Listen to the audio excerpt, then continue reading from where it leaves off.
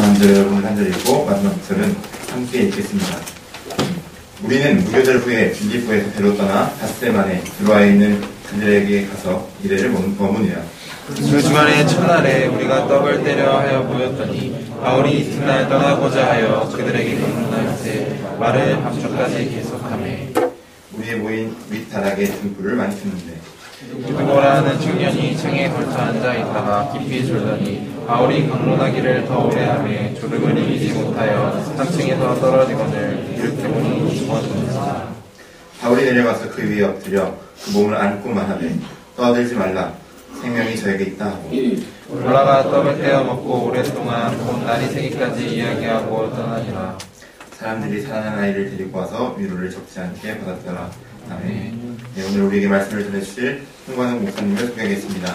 홍관웅 목사님은 중앙대학교 국어국문학과를 졸업하시고 동대학원을 졸업하셨으며 미국 페이스 신학교 성서문학 석사, 동대학원 종교교육학 박사를 받으셨으며 현재 한국기독교 여성교육원 원장이시고 현재 산성교회 담임 목사로 섬기고 계십니다. 홍관웅 목사님께서 밑단하게 등불을 많이 켰는데 라는 제목으로 말씀 전해주실 때에 큰 은혜 받으시기 바랍니다. 목사님 나오실 때에 박수를 맞이하겠습니다.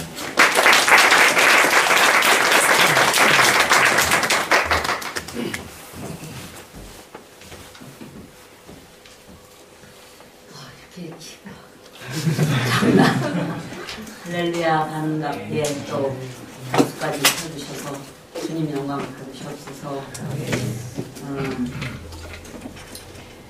그 등불을 많이 켜 있는 그런 분위기를 한번 생각해 봅시다. 그 태영 형제가 저한테 말씀을 부탁했을 때 이제 제목을 좀 이따 주겠다 이렇게 하고 요새 사도행전을 많이 묵상을 하게 되기 때문에 등불 많이 켰다는 게 너무 좋아가지고 그냥 제목을 이렇게 주고 보니까 설교를 할 게 없을 것 같아요. 괜히 제목 줬구나. 설교에 어떤 제한이 있는 것 같고 그렇더라고요. 그러나 등불을 많이 켰다. 지금 뭐 등불보다 더 밝은 것들을 좀 많이 켰는데 윗다락이라고 그랬고 3층에서 또 청년이 떨어진 걸 보니까 굉장히 그때 당시로서는 상당히 큰 집이고 또 분위기도 상당히 별다른 그런 분위기였던 것 같아요. 근데 지금 사도 바울은 1차, 2차 전도 여행을 하는 중입니다. 어느 곳에 가서는 많은 영혼을 구원하기도 하고 또 어느 곳에 갔다가는 뭐 매를 맞을 정도로 감옥에 끌려가서 갇히지를 않나, 너무 억울한 일로 쫓겨나지를 않나, 뭐 기가 막힌 일들을 많이 당하면서 이것저것으로 끌려다니고 또 2차 때는 특별히 마게도니아로 갈 생각이 없었는데 마게도니아 사람이 꿈에 나타나서 와서 우리를 도우라 하는 그런 계시를 받고 마게도니아로 가서 빌립보에 가서 루디아라는 여자를 만나서 그곳에서 복음을 전하는데 그 여자가 귀를 열고 그 말씀을 경청해서 예수 그리스도를 영접한 거예요. 아마 여호와 하나님은 믿었던 그런 유대교인이었던지 그랬지만은 예수 그리스도를 구주로 영접하는 그런 일이 일어나고 또 그러나 거기서 또 잡혀서 감옥에 갇혀서 그 깊은 감옥에 들어가서 신라와 함께 찬양을 하니 그 찬양 중에 죄수들도 다 들었고 그리고 그 찬양 중에 기적이 일어나서 모든 감옥문이 열리게 되고 착고가 풀리게 되니까 간수가 자살하려고 차별하려고 칼을 들었을 때 살리고 그래서 그 집이 다 예수를 믿게 되는 그런 일도 있었지만은 거기에 머무를 수가 없어서 또 딴 곳으로 가고 이렇게 해서 결국은 또 아시아로 또 이렇게 와가지고 많은 고통을 당하는 그런 중에 있습니다 지금. 그래도 거기에 베레아 사람이나 여러 부류의 사람들을 구원하고 또 원래 이제 신라를 데리고 갔지만 또 디모데를 만났고 믿음의 아들로 삼았고 다음에 이제 그 이름은 안 나타나지만은 늘 함께 다니는 이거를 쓰는 기록자 누가가 있는 거예요. 청년 아들들 같은 사람이 이렇게 세 이상이 따라 다니게 되는데 사람들을 또 얻었어. 또 얻어서 이제 너희가 어디 가 있어라. 그래서 거기서 이제 만났어요. 그래서 이제는 마게도냐와 또 헬라, 그리스라고 하기도 하고 헬라라고 하는 곳으로 이제 다니는 중에 있고, 그 다음에는 에베소 장로들을 불러가지고 고별 설교를 하면서 예루살렘으로 올라가겠다고. 그래서 지난번 우리 기도학생회에서 수련회 할 때 성령의 매여라고 하는, 그때 우리 호아 형제가 회장일 때 성령의 매여라고 하는 주제로 수련회를 한 적이 있고, 제가 이제 주강사가 됐었었는데, 그때는 정말 그 성령에 매인다는 그 성령의 얘기를 하게 되니까, 저는 성령 얘기만 하면 그냥 아주 신나거든요. 정말 신난다, 신은 성령이에요. 성령 나는 거죠. 그런데 그런 그 에베소에서 이제 장로들을 불러서 고별 설교를 하고 눈물을 흘리며 서로 껴안고 울고 이제 이러한 장면이 있기 직전에 이곳에 이제 온 거예요. 그래서 우리가 몇 절서부터 읽었냐 하면은 7절서부터 본론인데, 그 5절에 보니까 먼저 드로아의 그 이제 뭐 더베 사람 가이오나 뭐 소바도와 뭐 데살로니가 사람 아리스타고나 뭐 세군도나 이런 사람들이 먼저 갔다. 죄송합니다. 오늘 오후 계속 강의하다가 왔기 때문에 아주 좀 쓰러질 것 같아요. 그런데 그래서 그이들 이제 먼저 가서 기다리라고 하고 온 것이 지금 어디로 오게 됐냐면 드로아로 간 거예요. 드로아에 갔는데 그 주간의 첫날에 우리가 떡을 때려 해요. 그럼 첫날이 언제냐? 그 주간의 첫날이니까 언제일까요? 그 주의 첫날이니까 주일이에요. 주일, 썬데이. 그러니까 그 말을 주로 그 사복음서에서는 주로 뭐라고 하냐면 안식 후 첫날이라고 그렇게 해요. 그래서 그때 이미 썬데이, 일요일이라는 이 날을 주일로, 로즈데이로 해서 지키는 것을 볼 수가 있습니다. 그래서 사실은 그날을 왜, 썬데이를 왜 지켜야 하는 얘기도 이제 제가 준비는 했는데, 그거 준비한 것도 중요하다기보다는 이제 이 스토리로 이제 우리가 들어왔으면 좋겠어요. 그 첫날에, 즉 주님의 날에, 주님의 날에 아주 굉장한 일이 일어났는데, 그것은 이제 이때부터 장차 일어날 일이 요한계시록의 사건이니까, 요한계시록에서 요한계시록 1장 10절에 보면은 주의 날에 요한이 성령의 감동을 받았다. 그래서 주일이 참 중요해.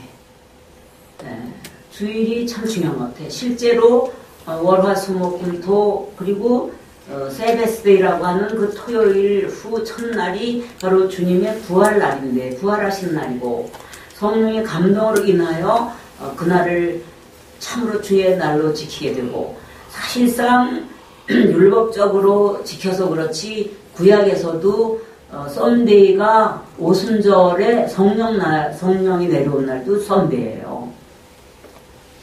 그렇게 보면은 구약에서부터 이 날을 기름 부으시고, 애당초 하나님께서 엿새를 일하시고 마지막 날 쉬시면서 그날 안식하셨고, 그날을 거룩하게 하시고, 그날을 복 주셨단 말이에요.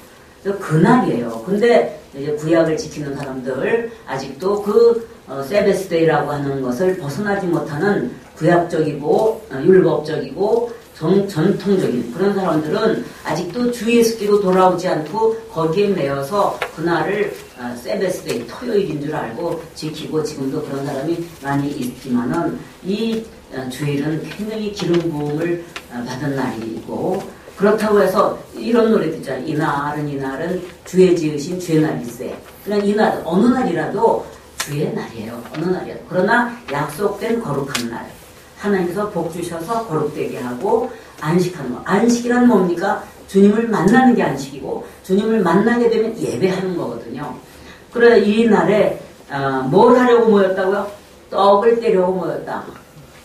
떡을 떼려고 모였다 하는 떡은 무슨 인절미 뭐 이런 떡을 먹으려고 모였다는 게 아니라, 떡 그러면은 음식이에요. 음식인데 주로 브레드, 빵이니까 그것을 떼려고, 자, 다 같이 떼려고, 먹으려고, 그러니까 먹으려고가 아니라 떼려고. 그러면 떼려고는 먹으려고나 마찬가지예요.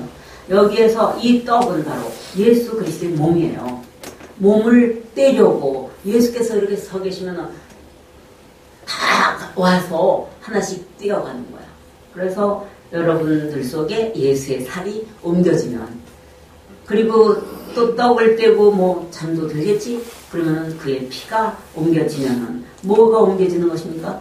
예수의 생명이 옮겨지는 것이고, 그러는 순간에 우리는 예수 사람으로 하나가 되는 거예요.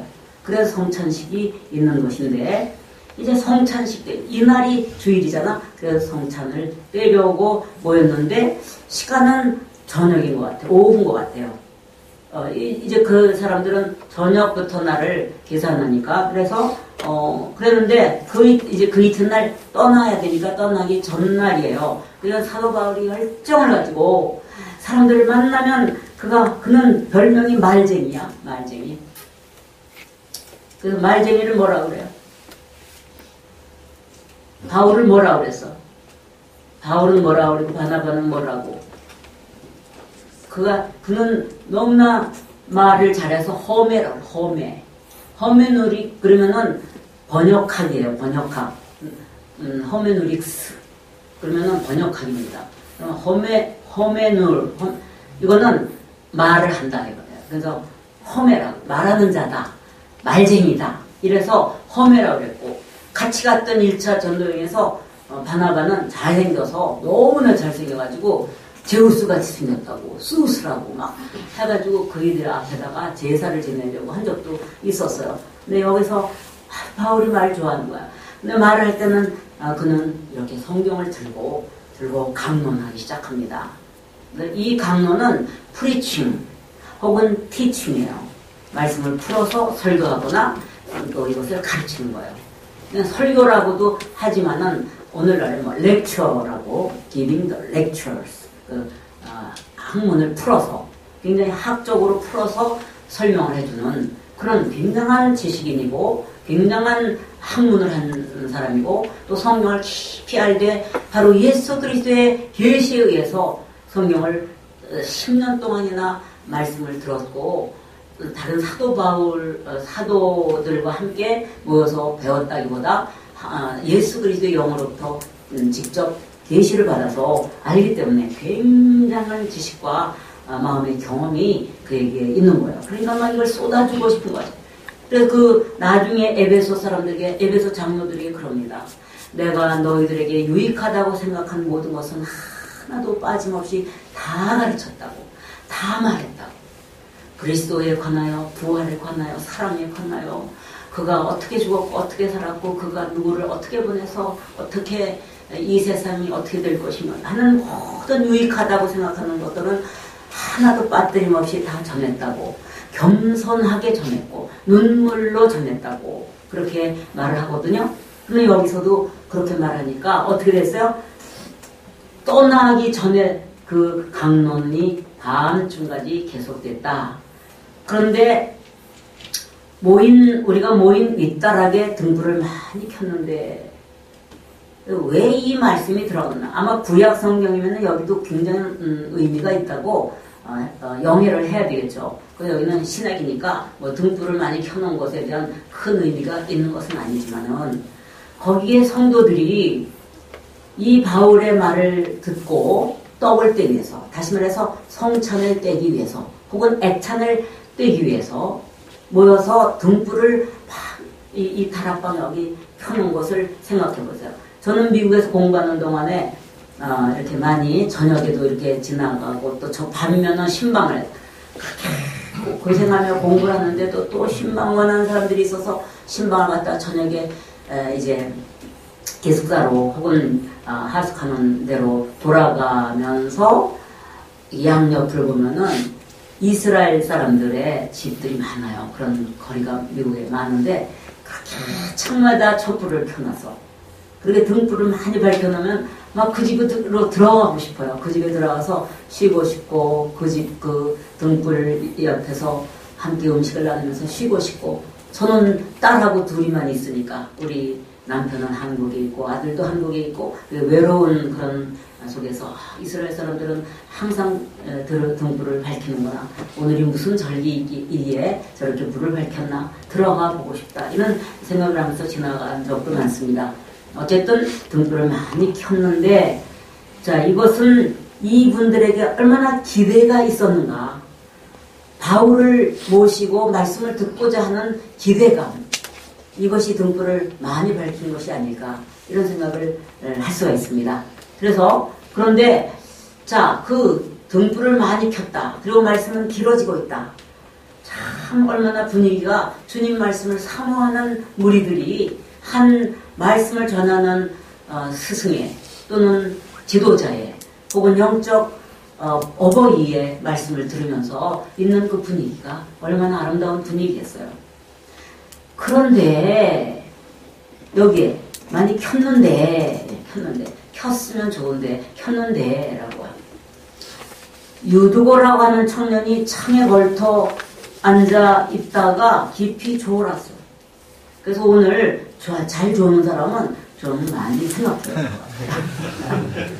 지금 이 심각한 말씀을 듣고 있고 이렇게 귀한 생명의 말씀을 듣고 있는데 한 청년이 졸았다. 이거를 조금 더 좀 많이 분석해 보면은 그러면 좀 안내위원이 있어가지고 졸면 얘야 유두거야 좀 졸지 말지 아니면 어디 앉았다고요? 창에 걸터 앉았어요.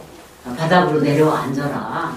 이렇게 한다든지 해야 되는데 모두가 말씀에 몰두해가지고 정신이 하나도 없는 거예요. 그렇게 경청하는 거예요. 계속 길어지는데 그래서 이제 이 청년도 듣고 싶어가지고 그냥 까딱까딱 졸다가 나중엔 계속 되니까 나중에 견디지 못해가지고 그냥 뒤로 그냥 탁 떨어져 버려가지고 3층에서 아래로 뚝 떨어졌네. 그래가지고 말씀을 전하다 말고 예배 도중이죠. 우리가 소위 말하는 내려가 보니까 어땠다? 죽었어요. 야 정말 사도 바울이 그동안 감옥에도 갇히고 매도 맞고 너무나 많은 고통과 억울한 일을 많이 당하고 그런 순환을 당했지만 아마 그 순간에 바울은 이렇게 처절한 고통이 어디 있을까? 이러한 시험이 어디 있을까? 난 이제 죽었다. 난 이제 끝났다.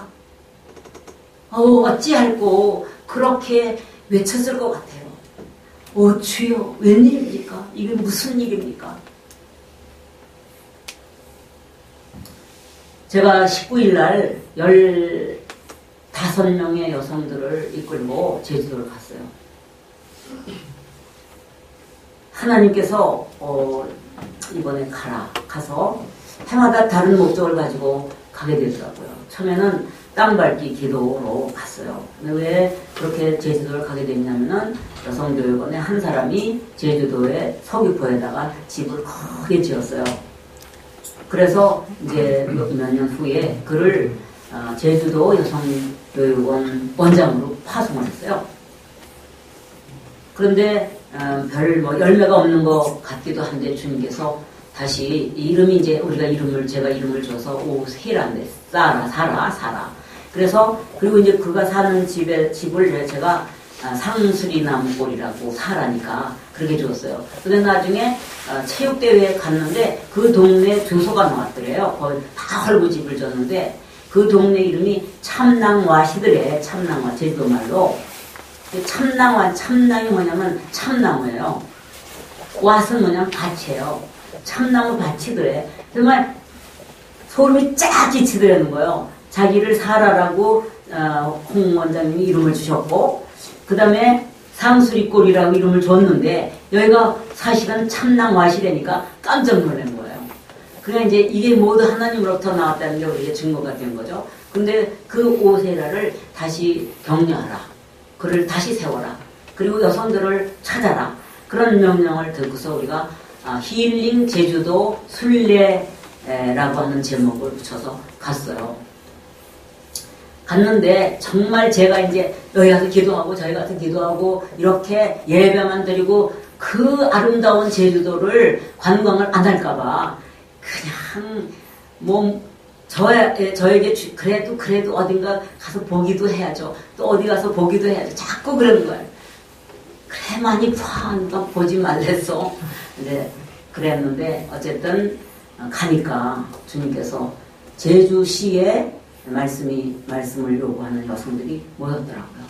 그리고 우리를 위해서 저녁 식사 대접하고 그래서 모여서 우리가 15명이 모두에서 16명이 거기 참석해가지고 우리 기도학생회 출신 장석환 목사님을 영락교에서 불러가지고 찬양 인도를 해라. 그랬더니 기타를 메고 왔는데 13년 만에 처음으로 기타를 든대요. 이제 부목사가 됐으니까 그 찬양 인도하는 일은 안 했거든.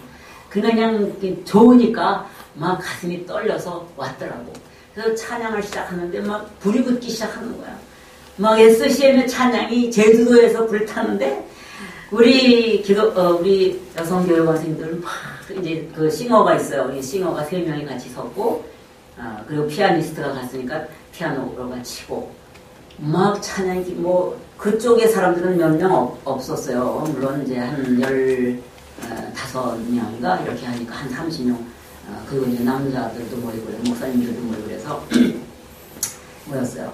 그래서 이제 거기서 막 하는데 제가 메시지를 전할 틈이 없어요. 막 예언의 말씀을 주시고 그래서 이제 둘씩 셋씩 모여서 서로 예언을 우리 팀들이 다 예언을 하라고 해서 예언하라 명령하니까 갑자기 예언하라고 했지만 그냥 말씀을 주셔가지고 2사람씩 3사람씩 붙들고 예언을 하면서 여기저기서 흐느껴 울고 저기서 울고 그렇게 그리고 장석환 목사님조차도 갈 길을 알지 못하여 이제 그 김정수 목사님이라는 영락교회 목사님이 움직이셔야 되니까 그거에 따라서 자기도 움직여야 되는데 갈 바를 알지 못하고 있는 상태여서 거기서 예언이 나오고 서로 격려하는 그런 시간이 있었어요. 그래서 이제 서귀포로 들어가서 여장 풀고 숙소에 들어갔는데 숙소도 굉장히 아름다웠지만은 바닷가고 그런데 그 이튿날서부터 신방을 하게 되는 거예요. 신방을 하게 되는데 오후에 누구를 신방하게 되냐.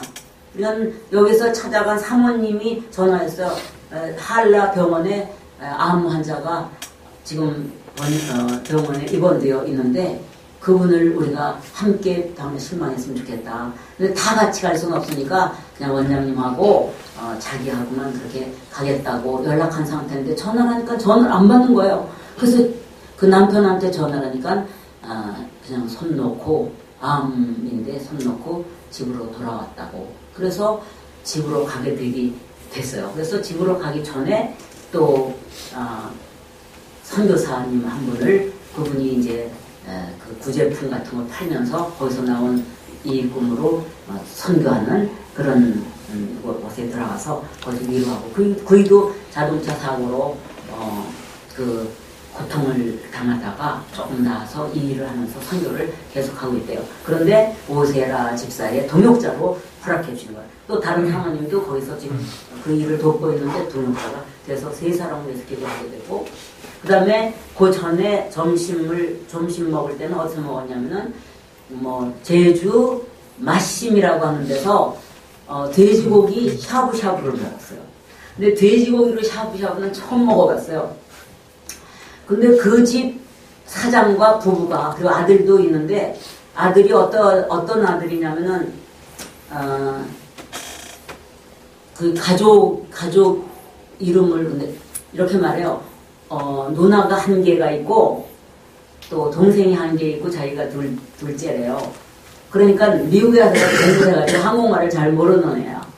그런데 그 아이가 어머니 아버지를 도와서 거기서 식사를 대접하려고 하다가 일단 식사를 한 다음에 예배를 시작하는데 그 사장이 남자가 참 성실하게 그렇게 생겼는데 찬양할 때 울기를 시작했어요. 그래서 그분들도 이제 오세라의 동역자로 지금까지는 사람이 없고 사람들이 다 너무 서울 사람이라고 해서 눈을 흘리고 여자들이 싫어하고 얼마나 어려웠는지 정말 눈물의 세월을 보냈거든요. 그런데 이렇게 동역자들이 나오기 시작했어요. 그러면서 거기서 이제 그 집으로 그 선교사님 댁으로 갔다가 그 다음에 그 캄보디아 선교사님의 부인이 지금 암으로 병들어서 모든 의사가 손을 놓고 있는 그 집에 갔어요. 그 집에 갔는데 큰 침대에 그분이 누워있는데 암 환자가 눈이 얼마나 아름답고 맑은지 그리고 살도 빠지지 않고 너무나 아름다운 모습을 하고 누워있는 거예요. 그래서 찾아가서 막 그분을 껴안고 만지면서 이제 막 우리가 16명이 서서 찬양을 하는데 찬양 중에 주님께서 오시고 성령께서 임재하셨어요. 제가 올라가서 그분을 붙들고 기도하다가 막 통곡을 울면서 통곡을 하고 기도하는 중에 그분이 얼굴에 평화가 깃들고 너무나 감사하고 아파서 고통하던 그 신음소리가 끝나고 웃으면서 반가워하고 이렇게 했어요. 그래서 이제 사랑할지어다 하고 우리가 왔는데 돌아왔는데 어저께 그분이 소천을 하셨습니다.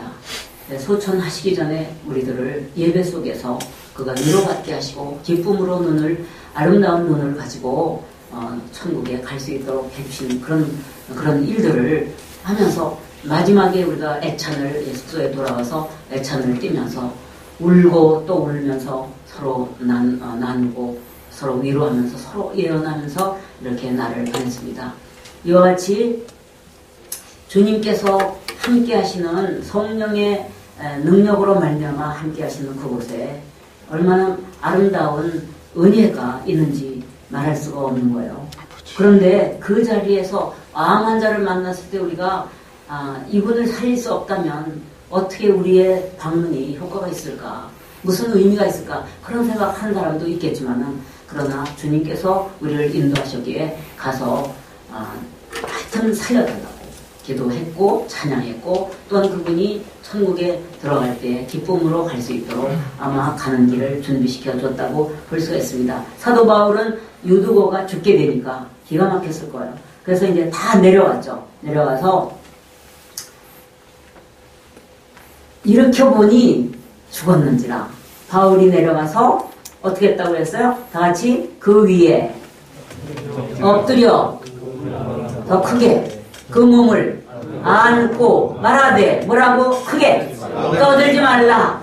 생명이 그에게 있다. 그럼 안 죽었네? 안 죽었죠? 죽은 거 아니죠? 기절한 거예요? 저는 죽은 거 같이 보였어요? 어떻게 생각해요, 여러분? 죽은 겁니다. 죽은 건 일으켜보니 죽었다. 그래서 죽었다고 기술이 됐어요. 죽었어요. 그렇지만 사도 바울은 선포했습니다. 떠들지 마라. 이 떠드는 것은 어떡하나 아이고 유두고가 죽었으니 어떡하나 이게 웬일이냐 이게 무슨 시험인거리냐 이러면서 아마 여자들이 떠들고 그랬을 수도 있는데 떠들지 마라. 자, 그러면 우리가 이 바울의 자세를 한번 보겠어요. 바울이 어떤 몸의 형태를 했다고요? 첫째는 그 위에 엎드렸다. 그 위가 누구 위야? 유두고의 위예요. 그 유두고는 지금 죽었어요. 죽은 사람 위에 물론 죽은지 지금 막 떨어져서 죽은 거니까 그렇게 뭐 징그럽거나 무섭거나 그렇지 않을지 모르나 그 시체 위에 엎드렸다 그랬습니다. 그리고 그 몸을 안았다고 그랬어요. 엎드렸으니까 전적으로 그 몸에 엎드렸는데 안았으니까 내가 어떻게 나를 지탱하기 위해서 땅을 짚거나 그런 거 없어요. 나를 유지하기 위해서 내 균형을 잡기 위해서 어떻게 행동할 수가 없어요. 안았기 때문에. 그리고 몸은 그 엎드렸기 때문에. 그게 뭡니까? 전적으로 그에게 나를 준 거예요. 전적으로 나를 그에게 준 겁니다. 사도 바울의 생각에서는 나는 죽어도 좋으나 이 총은 살아야 된다. 그를 살려야 된다고 하는 그런 마음으로, 사랑으로, 그리고 자기의 생명을 바꾸고자 하는 그런 생각으로 그에게 엎드렸던 거예요. 그리고 믿음의 말씀으로 선포합니다. 여러분, 선포가 얼마나 능력 있는지 아세요? 아무리 믿어도 선포하지 않으면 이 속에서 죽어버려요. 입으로 뱉어야 돼요. 뱉어야 선포해야 돼요. 뱉고 선포하고 크게 주장하고, 그래서 모든 사람들이 그 사실을 믿게 하는, 믿어질 때까지 선포를 해야 돼요. 그런데 우리는 믿음, 제가 지금 아까 오는데 시간이 벌써 5시 10분인 거예요. 근데 반까지 와야 되는데 택시를 못 잡으면은 신대방동에서 여기까지 꽤 멀거든요. 그래서 이제 제 택시 있죠. 제 택시 보내주세요. 제 택시 보내주세요.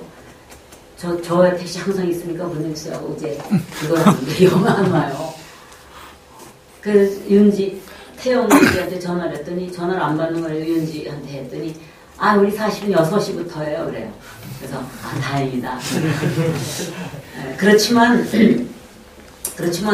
어떻게 해요? 예, 굉장히 중요한 시간인데, 그래서, 이제, 어떤 자매가 와가지고, 제 옆에 서 있었어요. 차 탈 때가 추운데 들어가라고. 하는데 안 들어가요. 그래서 이제 이 자매 듣는 데서, 제 택시 보내주세요. 주님께서 제 택시 보내주시고, 우리 기도학생연합회 기도에 늦지 않게 해줄 줄 믿습니다. 그러니까, 아멘 하고 있더라고요. 왜냐면 그가 들어야 내 믿음이 이루어지는 거를 증명이 되니까. 그래서 택시가 왔을까요? 안 왔을까요? 계속 안 오고, 어떤 차는 빈 차인데도 그냥 막 지나가고, 그러더니 결국은 왔어요. 제 택시가. 그래서 타고 왔습니다. 이렇게 사람들 앞에서, 그리고 제가 택시를 서서, 주님 제가 게으르게 늦게 나와서 죄송합니다. 제 택시 보내주세요. 하면서 은밀히 기도하는 게 아니에요. 옆 사람이 내 입을 딸싹딸싹 하는 소리를 다 보게, 그렇게 기도해요. 부끄럽지만. 그래서 무슨 기적이 일어나는 것을 사람들이 보도록 그렇게 합니다. 내가 살아야 되니까. 은밀히 몰래 그렇게 하는 게 아니고 선포하는 거죠. 그런데 여기서 사도 바울의 선포는 그 선포, 믿음의 선포가 효과가 나타난 거예요. 그래가지고 떠들지 말라, 생명이 그에게 있다. 그리고 나서 그냥 올라갔어. 다 믿었으니까. 근데 데리고 올라갔단 말도 없고, 안고 업고 올라갔단 말도 없고, 아무 말도 없이 아마 그냥 데려다가 옆에다 눕히고 그대로 말을 또 시작하는 거예요. 그 말을 계속합니다. 올라가 떡을 떼어, 가서 이제 떡을 떼는 거야. 떡. 성찬식을 이제 드디어 하는 거예요. 자, 만약에 이 유두고가 살아나지 않았다면 떡을 뗄 때 무슨 은혜가 될 것이며, 근심이 돼서 무슨 입에 떡이 들어가겠습니까? 어느 잔이라도 들어가겠습니까? 그러나 살았기 때문에 믿고, 살아나서 그이가 말을 했다거나 같이 앉아서 찬양을 했다거나 떡을 같이 먹었다든가 그런 말 일체 없어. 일체 없지만 우리가 믿음으로 보는 것은 유두고가 살아서 거기 함께 떡을 떼고 있었음을 보는 겁니다. 그래서 생명의 예수 그리스도의 몸을 떼고 잔을 마시고, 그리고는 나이 세기까지 이야기를 또 시작하는, 또 하는 거야. 또 나이 세기까지. 그래서 데이크라고 하는 그분의 그 주석에는 6시간 내지 10시간 말씀을 전했을 것이라고 그렇게 보고 있어요. 주로 이 주일, 이 금요일, 목요일 날 채플 때 말씀을 전하는 설교자들이 좀 길게 하시더라고요. 저도 많이 길지만.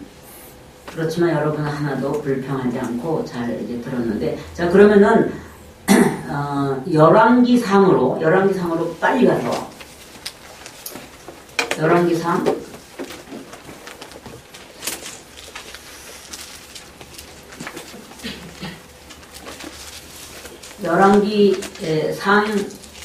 18장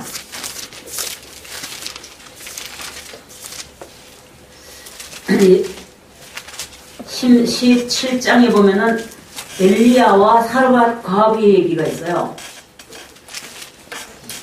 과부를 살리는 그 가난 중에, 오랫동안의 가뭄 중에서 얼마나 고통당하고 기름 한 방울과 가루 한 움큼을 남겨놔서 아들하고 먹고 그것으로 빵 구워 먹고 죽으려고 하는데 그거를 자기를 위해서 쪄달라고 엘리야가 그랬던 그 여자에게 17절에 보니까 2일 후에 그 집 주인 되는 여인의 아들이 병들어 증세가 심히 위중하다가 숨이 끊어진지라. 여인이 엘리야에게 이르되 하나님의 사람이여 당신 나와 더불어 무슨 상관이 있기로 내 죄를 생각나게 하고 또 내 아들을 죽게 하려고 내게 오셨나이까. 엘리야가 그에게 그의 아들을 달라 하여 그를 그 여인의 품에서 받아 안고 자기가 거처하는 다락에 올라가서 자기 침상에 누이고 다 같이 읽어 20절 시작. 여호와께 부르시오 이르되 내 하나님 여호와여 주께서 또 내가 구하는 집 과부에게 재앙을 내리시고 그 아들이 죽게 하셨나이까 하고 그 아이 위에 몸을 3번 펴서 엎드리고 여호와께 부르짖어 이르되 내 하나님 여호와여 원컨대 이 아이의 혼으로 그의 몸에 돌아오게 하소서 하니 계속 여호와께서 엘리야의 소리를 들으심으로 그 아이의 혼이 몸으로 돌아오고 살아난지라. 그래서 도로 갔다가 어머니에게 아들을 준 것입니다. 아하, 그러니까 아마 사도 바울이 이 지식이 있었으므로 엘리야가 한 대로 아마 그 행동을 했을 것 같아요. 그러면 이 행동은 근원적으로 어디서 나왔을까? 이런 행동은 또 우리 사무엘하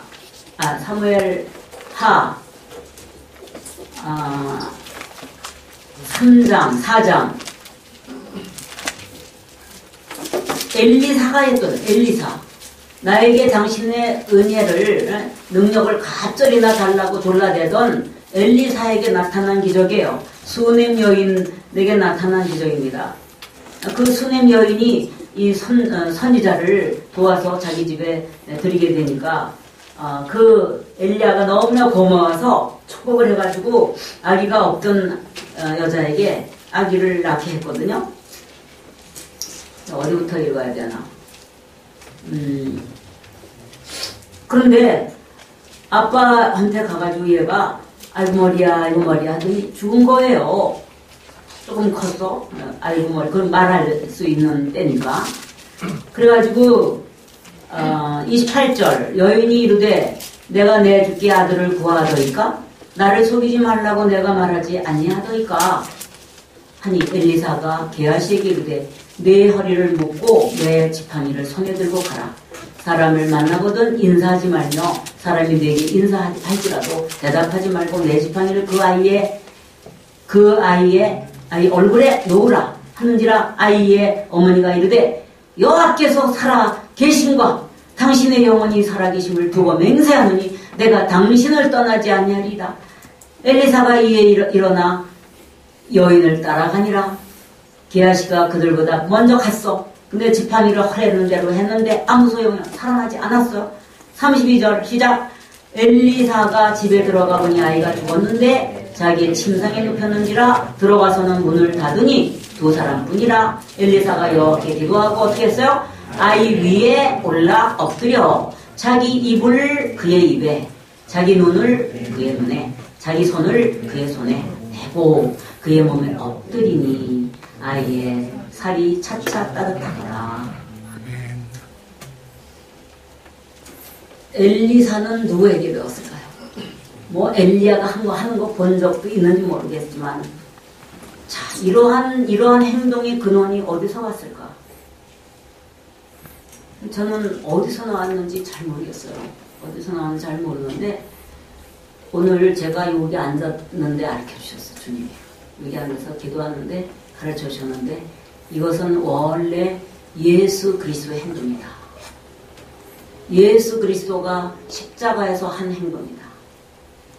십자가에 몸을 던지고 그 십자가에 몸을 대고 못으로 박고 박아서 그 십자가라는 형틀과 동일시 했어요.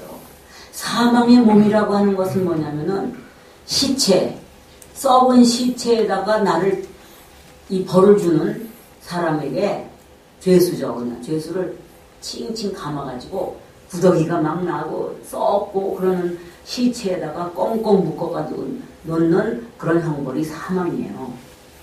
사망이라는 형벌이에요. 근데 예수께 주는 형벌은 그거보다 못지않아요. 십자가 형벌이에요. 그 십자가에서 그럼 예수님 뭐 하셨습니까? 십자가에서 뭘 하셨느냐? 십자가에서 대제사장으로서 여러분과 나를 위하여 제사를 지내셨어요. 6시간 동안 십자가에 매달려서 우리의 죄를 도말하시는 제사를 드렸어요. 어린 양으로서 죽으시고 대신 우리의 죄값을 지불하시는 일을 하신 거예요. 그런 근원적인 것이 선지자에게 감동으로 미리 온 거죠. 그래서 구약에 있는 어떤 형태나 어떤 그림이나 어떤 스토리나 어떤 사건은 장차 일어날 그리스도를 중심으로 한 구원의 사건의 예표거든요. 모형이거든요. 그래서 그렇게 했던 것이에요. 그러면 요한계시록에서 요한이 그리스도를 만나게 돼요. 주일날 성령께서 감동을 주시면서 큰 나팔소리 같은 소리가 들리니까 돌아다 봤죠. 누굴까 하고 돌이켜 보았을 때 예수께서 나타나셔서 이제 7교회에 편지를 하라고. 그런 그 계시를 받으면서 요한이 죽어버렸어요. 그냥 죽어버렸어요. 엎드려서 그냥 죽은 자 같이 됐어요. 그랬더니 주께서 어루만지시면서 두려워하지 말라고. 그때 그 죽은 것은 뭐냐면은 예배예요. 예배. 죽어서 드리는 겁니다. 자기가 살아있으면 온전한 예배가 안 돼요. 우리가 아무리 찬양하고 우리가 아무리 열심히 해도 정말 내가 그때 십자가 앞에서 주님과 함께 죽지 않으면 진정한 예배가 이루어지지 않아요. 하나님은 영이시니 예배하는 자가 신령과 진정으로 예배할지니라. 그 영 안에서 우리가 함께 주님과 함께 연합되어서 나라고 하는 육신이 죽을 때 참 예배가 이루어지는데 이렇게 예배하는 자들을 주님은 찾으신다고 했어요.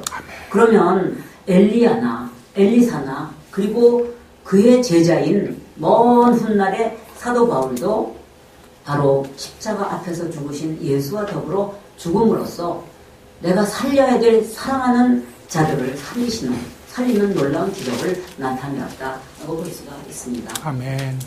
오늘 여러분은 이러한 사고가 났을 때 이게 뭐야? 왜 이런 일이 일어나? 왜 이렇게 시험 들었지?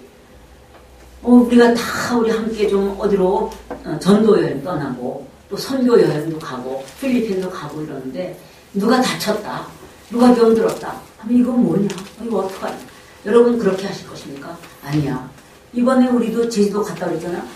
이 마지막 날 이제 마지막 코스를 가야 되는데 10시까지 그 여행사 기사가 차를 가지고 25인승을 가지고 와야 돼요. 10시에 안 나타나는 거예요. 딱 10시 전에 왔던 사람이 안 나타나는 거예요. 10분을 기다려서 안 나타나요. 그럼 우리는 뻥하게 서 있는 거죠. 그래서 어떻게 합니까? 다 모여라. 그래서 모여서 기도하는 거예요. 주여, 이 시간 무슨 뜻인지 주께서 이루시옵소서. 주님의 인도하시는 대로 따르겠나이다. 예수님의 이름으로 믿고 기도합니다. 그리고 앞으로 15분만 더 기다려보고 행동하자. 15분을 기다렸는데 안 왔어요. 돌발 사고가 난 거예요. 그러나 이제 주님께서 크신 일을 행하실 거다. 그때부터 찬양하기 시작했어요.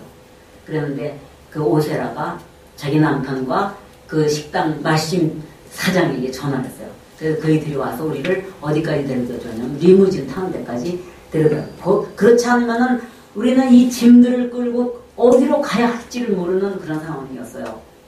그래서 치러 날랐죠. 그래서 리무진을 타고 오게 되니까 돈이 하루에 경비가 딱 절약이 된 거예요.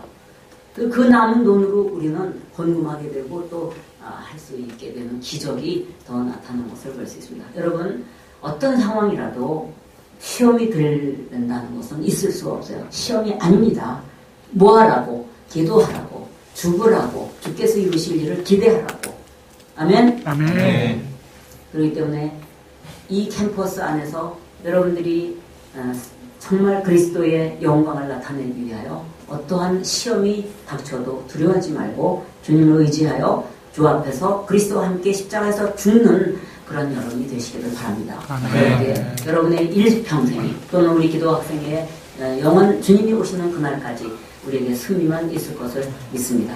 우리는 성령으로 배운 대로 행할 것이고 우리가 마귀 앞에서와 하나님 앞에서와 성도들 앞에서와 세상 사람들 앞에서 예수 그리스도의 이름으로 주님의 승리를 선포해야 되는 거예요. 아멘. 살아날 것을 선포해야 되는 것입니다. 아멘. 하나님께서 이루실 일을 미리 계산하고 두려워할 것도 없고 걱정할 것도 없이 이렇게 하실 텐데 우리가 반대로 선포해도 되느냐 이렇게 하지 말고 그때그때 믿음을 가지고 선포한다면 여러분들은 개인으로 승리할 것이고 또 우리 기도 학생 앞에는 주님의 몸으로서 하나가 되어 강력한 군사로서의 승리가 이루어질 것을 믿습니다. 기도하겠습니다. 다같이 동성으로 기도하겠습니다. 나도 이런 은혜를 주시옵소서, 이런 계시의 마음을 주시옵소서. 기도합니다. 오 아버지 하나님이여, 이제